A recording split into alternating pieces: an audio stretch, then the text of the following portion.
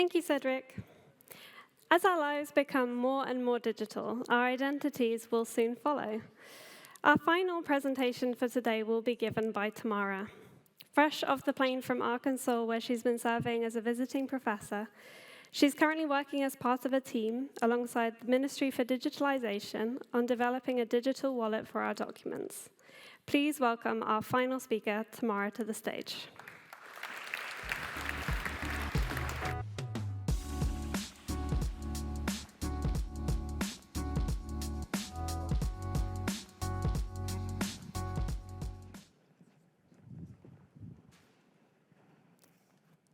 Today I'm here as a representative of a wonderful team of young scholars who, together with the Ministry for Digitalisation, work on the implementation of digital identities in Luxembourg. Before I elaborate on the partnership and the importance of digital identities, I would like to extend a warm welcome to our distinguished guests, especially our delegates from the Ministry for Digitalisation.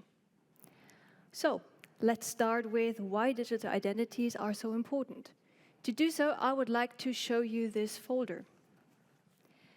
This wonderful pink folder, which looks like it's been through hell and back, has been my steady companion over the last 6 months in the United States. It contains a host of documents I was supposed to carry around with me every day. Needless to say, I wished more than one time that these documents were in a folder on my smartphone. But why did a country as digital as the United States insist on having these documents as printed originals? The answer is quite simple: security. Because once I upload these documents to my smartphone or computer, they can be shared, copied, and modified with no chance that a regular person can check if the information is true or false. Once online, my data is not only more difficult to verify, I can also lose control over what happens to them. This fear of not knowing what happens to our data once online is all too familiar. Yet we have to give our addresses, telephone numbers, and even passport data whenever we want to conduct business online or we want to access services online. Evidently, we need an alternative.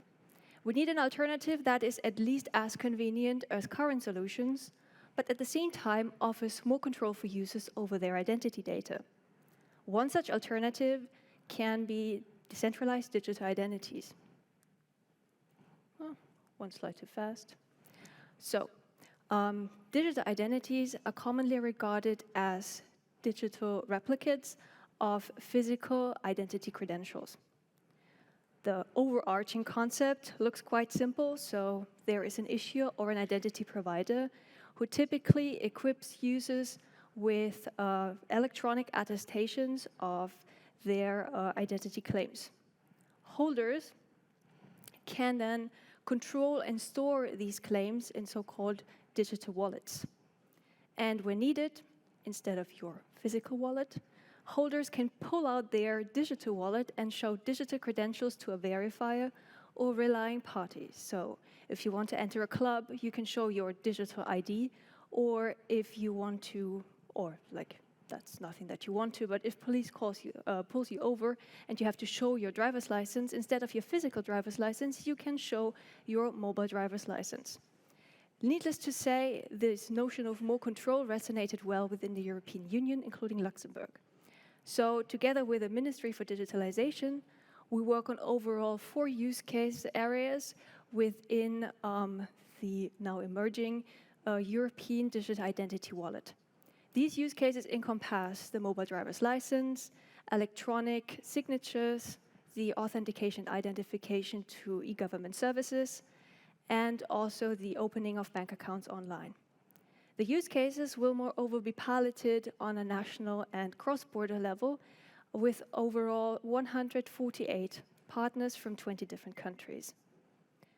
Well, but why should you as a user now buy into the construct of digital identities? Well, first, it's convenient.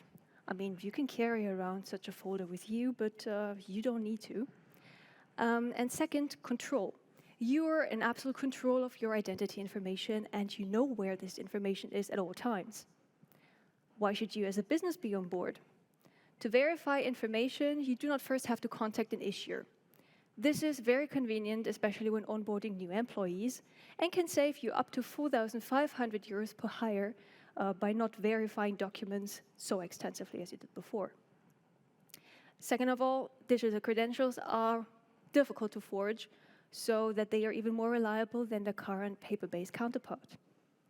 And most importantly, what's in it for Luxembourg? Luxembourg is a small country with a very international workforce. So to verify information cross-border, such digital identities come in quite handy. And also as a small country, we are very agile.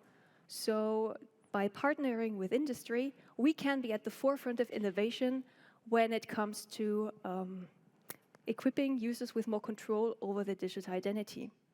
Together with the ministry, we are already on this mission, and we also hope to win you for this quest so that our mission becomes a success. So, ending my note on some poetry, I would like to invite you to contact us whenever you feel like you want to chat about digital identities, you want to know more about it, or you actually want to join our quest. So thank you very much for your attention.